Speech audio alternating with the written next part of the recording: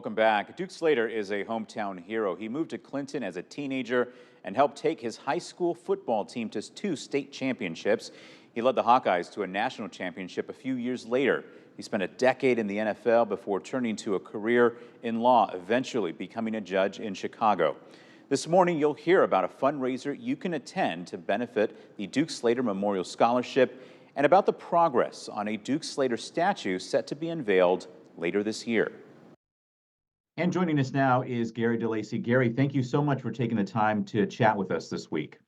Absolutely. We're thrilled that there's interest in the Duke Slater story. Yeah, and I want to talk about everything that you're doing to honor him. But in order to do that, we first need to understand, for anyone who maybe doesn't know, who Duke Slater was, because there was so much to his life.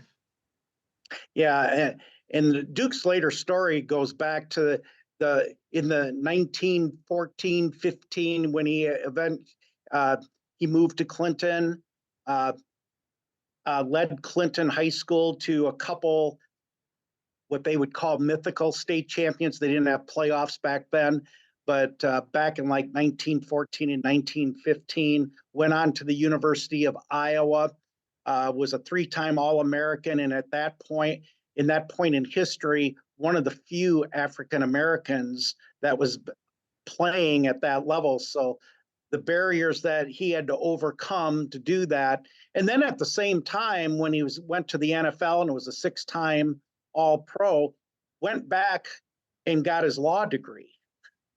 And goes to Chicago, becomes the first Black judge, moves up in Cook County and becomes, on this First Circuit Court, just a tremendous amount of success. But the barriers that he had to overcome in that era for someone of his race, just tremendous perseverance that I think rings true in a story that needs to be told. And what was the decision to honor him? I know you've been through kind of now a years-long process to basically get to where you're at, but how did that come along that now was the time? I think a couple things came through. First of all, I would say that when we found out that Duke Slater was going to go in the Professional Football Hall of Fame, and I think that decision was made around 2020. That brought it. And then I'm going to be honest, I'll give a lot of credit to Neil Rosendahl. He's been an author of a number of Duke Slater books that has really brought his story to light, and it certainly showed up at the University of Iowa. They have a dorm that's named after him, but probably even more prominent now is the football field in Kinnick Stadium is named Duke Slater Field. And that just happened a couple of years ago. And so I think some of the momentum of this committee came forward of just this tremendous information about Duke. And I'll be honest, his exploits at the University of Iowa. And it was like, well, remember, he started at Clinton High School. And I think our committee said, hey, when you look at his story, how could you not have a better role model for current Clinton High School students than Duke Slater? And as a superintendent, I'll be honest, that's something I really gravitated to. So tell us about the 2 very special things that you guys are doing to honor him.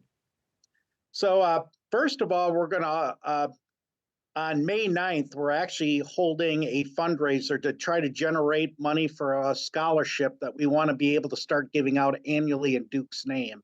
And we're very fortunate to have the head Hawkeye football coach, Kurt Ferentz, to come in on May 9th and hold that fundraising opportunity. And hopefully that'll give us a strong push to begin that scholarship for next year. It's a little bit late with this late in the spring for this year, but for next year, it's our hope that we will start giving out something in his name.